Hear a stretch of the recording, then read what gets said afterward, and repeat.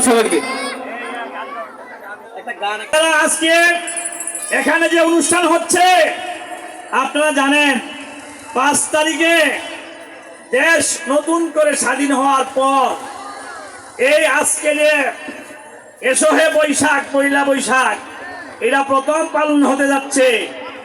আমি কিন্তু সকালে উপজেলা প্রশাসন কর্তৃক যে পয়লা বৈশাখের ওইখানেও একটা র্যালি ছিল, ওই র্যালি শেষ করে আলোচনা ছিল, বক্তব্য শেষ করে আমি আসার সময় একটু আমার শরীরটা খারাপ হয়েছিল। আমার সাথে যারা ছিল তারা জানে, হঠাৎ করে একটু খারাপ হয়েছিল।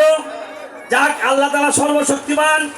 আমি যেটা সকালে কিন্তু আইসা কথা বলতে পারবো এটা আজকে ছিল না। আমি মাঝে ফোন দিয়ে বলছিলাম যে বোধহয় আসা সম্ভব হবে না। এক ডাক্তারের ফোন দিলাম, উনি কিছু ওষুধ দিচ্ছে, খাইলাম। আল্লাহ তাআলা সুস্থতা পাবে এনে আনছে। আল্লাহর কাছে লাখো কোটি শুকরিয়া। ভাইয়েরা, আপনারা জানেন এই 17 বছর আমাদের কথা বলার অধিকার হরণ করেছিল। কে করেছিল? দূষর হাসিনা। আমরা কিন্তু পয়লা বৈশাখে বক্তব্য দিতে পারি নাই, পারছি? কারণ এদেশে বিনা বুটের সরকার আসছিল, তাদের কোনো বুট লাগতো না, জনগণের কোনো প্রয়োজন ছিল না। এই সাংবাদিক ভাইয়েরা আছে, আল্লাহ তাআলা অশেষ মেহেরবানি। আমি যে হানে যাই সব সাংবাদিক ভাইয়েরা আসে, কি ঠিক না? এই সাংবাদিক ভাইয়েরা 17 বছর তারা তাদের সত্য কথাটা প্রকাশ করতে পারছিল না, পারছে? অনেক সাংবাদিক ভাইদের উপরে নির্যাতন চালানো হয়েছিল। ভাইয়েরা, কাজের ভাইয়েরা, আপনারা জানেন এই বিগত দিনে যারা আমার পাশে ছিল, এই গৌরীপুরে আমরা যখন আন্দোলন করেছি আমাদের উপরে হামলা হয়েছে না? কেনা করেছে? সুদনাথ বাহিনী করেছিল না? এই সাংবাদিক ভাইয়েরা ছিল। আমরা কিন্তু পিছপা হই নাই। আমরা সেদিন রুখে দাঁড়িয়েছিলাম। আমাদেরকে কুপিয়েছিল, গুলি করেছিল, তৎক্ষণাৎ এই সাংবাদিক ভাইরা ছিল। আমরা প্রেস ক্লাবে গিয়েছিলাম, গিয়ে সাংবাদিক সম্মেলন করে বলেছিলাম এই সরকার আর টিকবে না, সরকারের সময় শেষ। যেভাবে জুলুম, অত্যাচার, নির্যাতন মানুষের উপরে শুরু হয়েছে, কাজে আল্লাহর গজব এই সরকারের উপরে নাজিল হবে, এই দূষর সরকারের উপরে। ভাইয়েরা, আমরা কি দেখতে পারলাম? আল্লাহ তাআলার উপর থেকে ঠিকই কিন্তু গজব নাজিল হয়েছে 5 তারিখ। 5 তারিখে দেশের আওয়ামী লীগ ব্যতীত সকল স্তরের মানুষ, সকল মতের মানুষ, সকল দলের লোক একত্রিত হয়ে হাসিনাকে দেশ ছাড়া করেছিল। ভাইয়েরা, ভাইয়েরা, আজকে আপনারা জানেন এই দেহাগারাতেও কিন্তু আমাদের উপরে হামলা করেছিল কি শহীদ বাহিনী, ঠিক না? আজকে এই শহীদ কোথায়? কারাগারে। তারে কিন্তু আমরা সাথ দেই নাই, সাথ দিছি, তারে কারাগারে ঢুকাইছি। ভাইয়েরা, আরো যারা দূষণ আছে তাদেরকেও ঢুকাইবো। ওই যে আমার 22টা আছেন, 22টা আমার সাথে ছিল যখন নাকি আমাদের উপরে হামলা হয়। সে আমাদের সাথে গৌরীপুর ছিল, তার উপরেও হামলা হয়েছিল। এইদিকে আসো।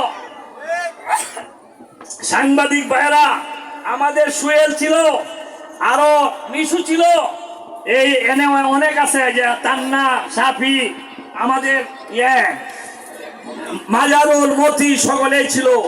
আমরা যারা এই দুঃসময়ে একসাথে এই হাসিনার জন্য আন্দোলন করেছি, আজকে আমরা সকলে একসাথে আছি, ইনশাল্লাহ আছি না?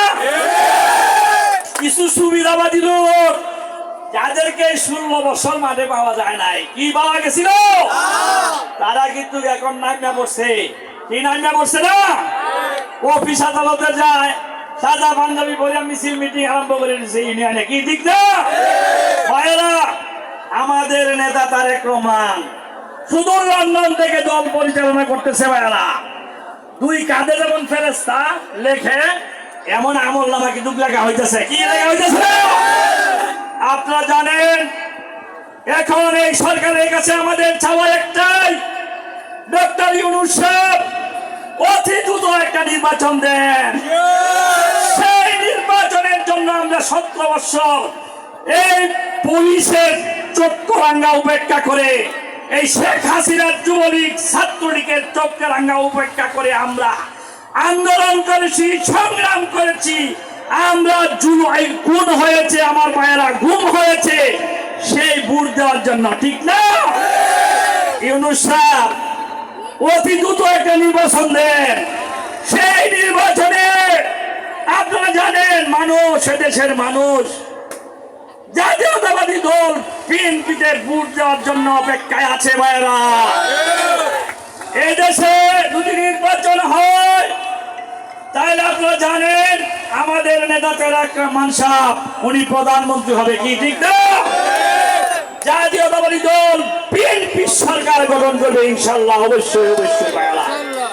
ভাইরা আমরা যারা দুর্দিনে ছিলাম, যে যেখানে আছি, আমার নেতা তারেক সাহেব ধানের শীষ দিব, আমরা নাইমা যাবো, কি ঠিক না? ভাইরা আমরা সকলেই এক, যারা দুর্দিনে ছিলাম, ঠিক না?